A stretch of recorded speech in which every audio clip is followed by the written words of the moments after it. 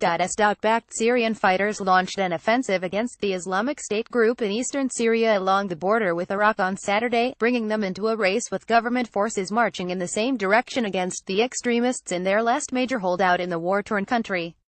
The dueling battles for Deir el-Zor highlight the importance of the oil-rich eastern province, which has become the latest epicenter of the international war against the Islamic State group, raising concerns of an eventual clash between the two sides.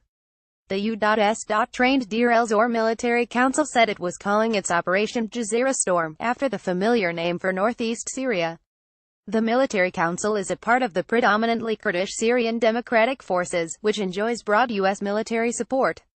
SDF, or the U.S.'s primary ally in the fight against IS in Syria. The race to reach the Iraqi border will shape future regional dynamics, determining whether the United States or Russia and Iran will have more influence in the strategic area once the extremist group is defeated.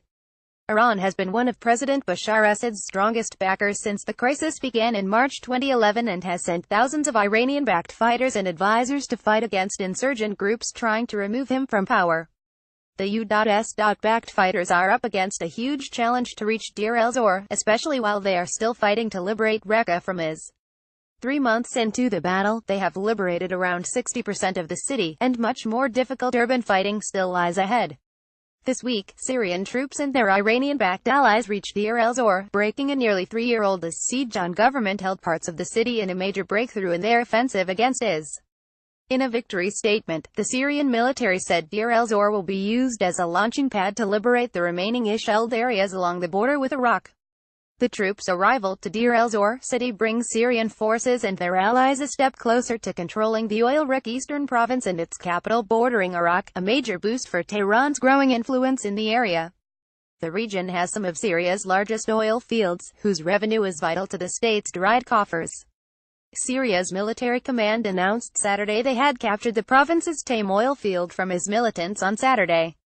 Washington has been determined to block the formation of an Irani corridor of Shiite-controlled land stretching from Tehran to Damascus, and for months has been eyeing the area southeast of Raqqa near the Iraqi border. U.S.backed Syrian rebels had been gathering in Tanaf in southeastern Syria to march toward Deir el-Zor, but their plans were disrupted in June when Syrian troops reached the border with Iraq, obstructing their path. The only way left for the SDF to enter the eastern province appears to be from the northeastern province of Hasaka, where Syrian activists say the U.S.backed fighters have been gathering and stepping up preparations for an attack. SDF officials say the timing of Operation Jazeera Storm is not related to government forces reaching the Deir el-Zor earlier this week, and was planned months in advance. Deir el-Zor is a main connection point in a very important geographic area, said Syrian Kurdish official Nawaf Khalil, who is in Germany but frequently visits northern Syria. He said the battle for Raqqa requires fewer fighters now than it did at its earlier stages.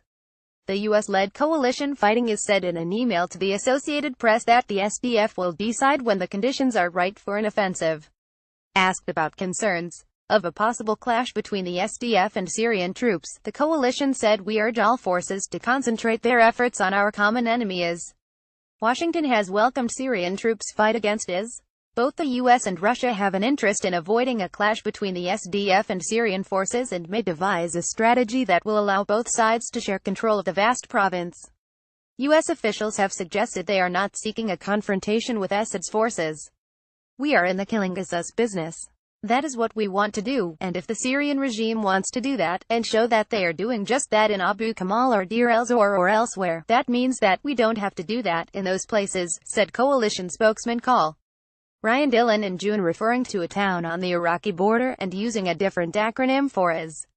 U.S. Defense Secretary Jim Mattis said last month during a visit to the Middle East that the Middle Euphrates River Valley will soon be liberated, as IS takes hits from both sides of the valley that bisects Iraq and Syria. "You see, ISIS is now caught in between converging forces," Mattis said. Ahmed Abu Khaleh, the commander of the Deir el-Zor Military Council, says he commands a force of 4,000 fighters, mostly from Deir el-Zor province. "We are an organized army. We are not militias or separate brigades. We have a unified military leadership and an operations room to coordinate," he told the AP. The plans for the Deir el-Zor campaign have been in the works for over a year and a half, but Raqqa took precedence because of international considerations, said Abu Khaleh.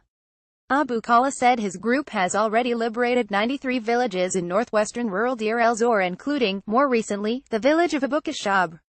Asked about potential confrontations with government troops, he said, "If the regime wants a confrontation or directs one bullet at us, we will respond." He also said that the SDF is already forming a local civilian council to administer the area after the military operations. Ahmad al-Ahmad, who heads the opposition Syria Press Center, said the SDF does not have the manpower to control Deir el-Zor, adding that government forces have brought in lots of troops and Iranian-backed gunmen for the battle. The regime wants to reach the border with Iraq to open a landline to Iran through Baghdad, al-Ahmad said, adding that they are capable of doing that. Associated Press writers Sarah Al-Deeb and Philip Issa in Beirut contributed to this report.